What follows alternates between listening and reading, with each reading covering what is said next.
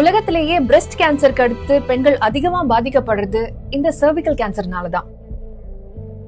உலகத்திலேயே 5ல் 1 பங்கு இந்திய பெண்கள் தான் பாதிக்கப்படுறாங்க இந்த சர்விக்கல் கேன்சர்னால. இந்த சர்விக்கல் கேன்சருக்கு முக்கிய காரணமா இருக்கிறதே HPV virus, human papilloma virus.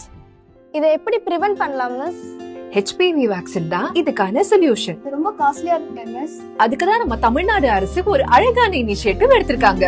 Cancer இல்லாத உலகம் எப்போ சாத்தியமாகும்னு தெரியாது, ஆனா கருப்பை வாய் புற்றுநோய் இல்லாத தமிழ்நாடு சாத்தியமாக இருக்கு. தடுப்பூசி மூலமா போலியோ நாட்டுல இருந்து முற்றிலுமா ஒழிஞ்ச மாதிரி அறிவியல் துணையோட நம்ம முதலமைச்சர் ஸ்டாலின் அவர்கள் ஹியூமன் பாப்பிலோமா வைரஸால ஏற்படக்கூடிய கருப்பை வாய் புற்றுநோய முழுமையா தடுக்க வழி செஞ்சிருக்காங்க.